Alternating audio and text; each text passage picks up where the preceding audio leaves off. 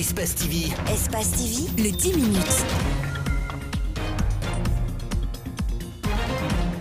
Sidia Touré commence sa nuit du destin dans la mosquée Fofana. Accompagné par certains cadres de l'UFR, la présence du leader gratifie les musulmans de ces lieux de culte fortement mobilisés pour une nuit très significative. Cette nuit est une nuit essentielle.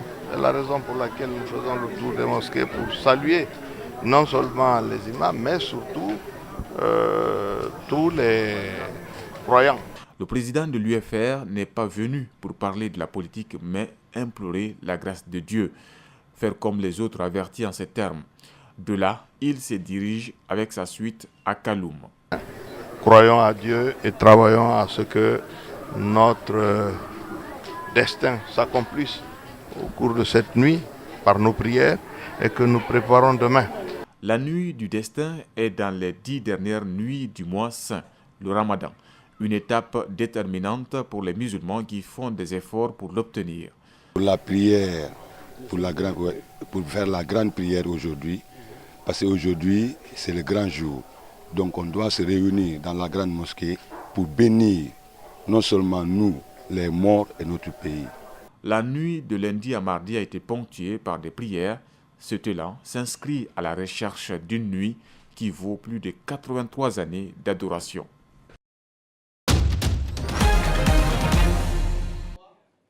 L'Aid el-Fitr ou la nuit du destin célébrée dans les mosquées comme ici à Yimbaya. L'une de ses particularités, la forte affluence des jeunes. Celui-ci lit le Coran et d'autres prient et invoquent le nom de Dieu. Ça fait la fierté de tout musulman qui voit aujourd'hui la jeunesse venir en vague dans les mosquées, dans la soumission, dans l'acceptation des ordres d'Allah subhanahu wa ta'ala.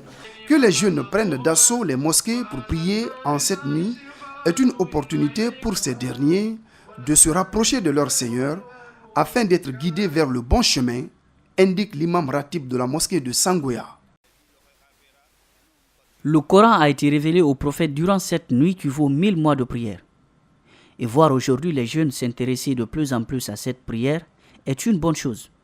Nous les encourageons. À Wanindara, un quartier situé en haute banlieue de la capitale, au-delà des prières, les jeunes sont sur un autre front, celui de la finition des travaux de rénovation de leur mosquée. Nous invitons les personnes de bonne volonté à nous aider pour terminer les travaux de construction de notre mosquée. En tout cas, nous les jeunes, on s'organise dans ce sens. Fini le temps où des personnes âgées étaient beaucoup plus présentes dans les mosquées pour célébrer la nuit du destin. Les jeunes commencent à se faire aussi des places.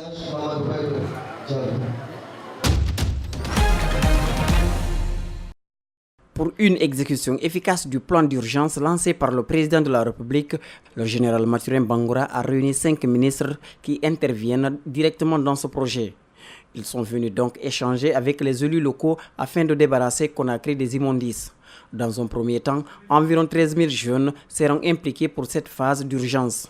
Cette mesure d'urgence sera appliquée pour 1 mois, mais la pérennisation qui nous concerne tous, que nous voulons tous, ne peut se faire qu'avec l'implication effective des collectivités à la base, notamment des chefs de quartier, des chefs secteurs, et la mobilisation des femmes dans les lieux comme les marchés, pour qu'elles aussi elles puissent se mettre dans la dynamique, pour que d'ici 1 mois, on puisse débarrasser Conakry de tous ces immondices que nous constatons un peu partout. Le ministre de l'Information et de la Communication lance un appel tout aussi urgent. Dans chaque foyer, dans chaque quartier, les gens prennent conscience du danger qu'il y a à polluer notre environnement par les ordures ménagères. Cela va accroître le risque de maladies. Les chefs de quartier et responsables de jeunesse trouvent inappropriées toutes les solutions prises jusque-là visant à assainir la ville. Ils l'ont exprimé de vive voix en faisant entendre leurs propositions. On rentre dans les bureaux, on rentre par là, on sort de l'autre côté parce qu'ils ont entendu le problème d'argent. La solution, c'est dans les quartiers. On a des jeunes là-bas, on a des femmes là-bas. La solution, c'est là-bas. Vous prenez les jeunes ailleurs, ils viennent nettoyer les fosses et après ils passent, qui va faire le suivi après? Mais quand vous identifiez les jeunes dans leur propre quartier, c'est eux qui connaissent mieux les points noirs par secteur et par quartier. L'Union européenne va financer ce projet du plan d'urgence. En attendant, les associations de femmes balayeuses, elles aussi, ont exprimé leur cri de cœur. Les réclamations formulées, les pistes de solutions mises sur table seront étudiées par les différents ministres. En fonction de leur domaine de compétences, ils apporteront des réponses appropriées. Cette action de lutte contre l'insalubrité a été décidée par les jeunes de Madina en vue de préserver la santé des populations environnantes. Une initiative saluée à sa juste valeur par certains commerçants de Madina. C'est comme ça qu'ils le font chaque année. Chaque fois on est dans le bout comme ça. C'est eux qui s'organisent, ils viennent vers nous, ils proposent à ce qu'on s'entraide pour essayer d'enlever ça. Vraiment, on les remercie, on est très rassurés. Donc pour la sécurité aussi, ils nous aident. Madina, un centre d'affaires mais impraticable pendant la saison hivernale. La boue et les ordures se dressent sur les voies, une situation qui préoccupe les habitants du quartier. Quand on parle de la santé d'une personne, il faut enlever d'abord les ordures.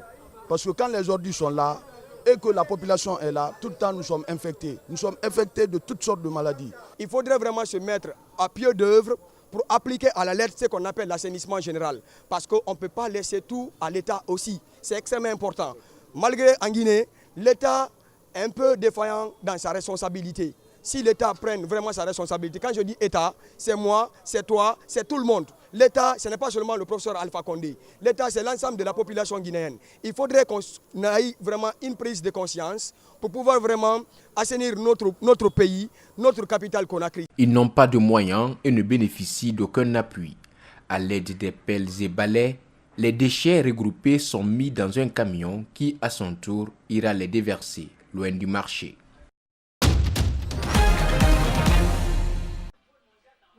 Janvier a perdu la vue à l'âge de 3 ans.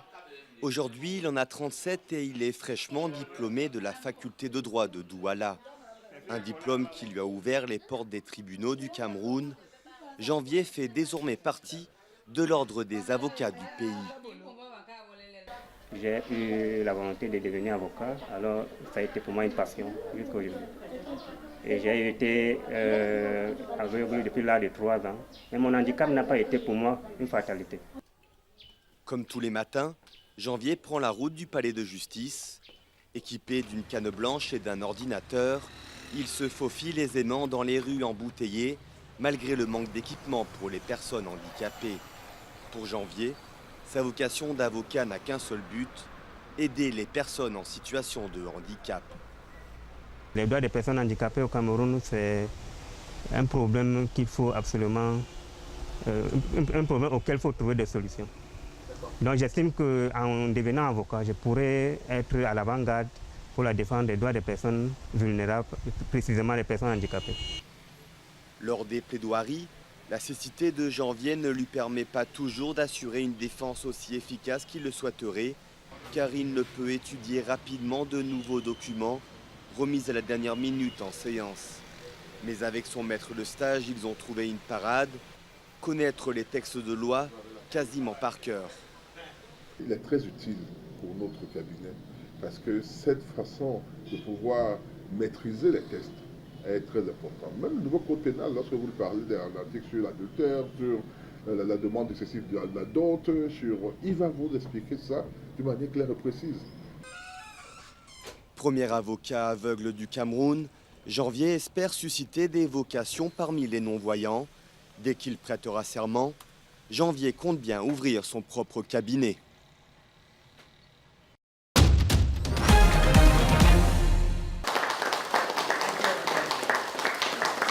My meeting with Chairman Kim was honest, direct, and productive. We got to know each other well in a very confined period of time.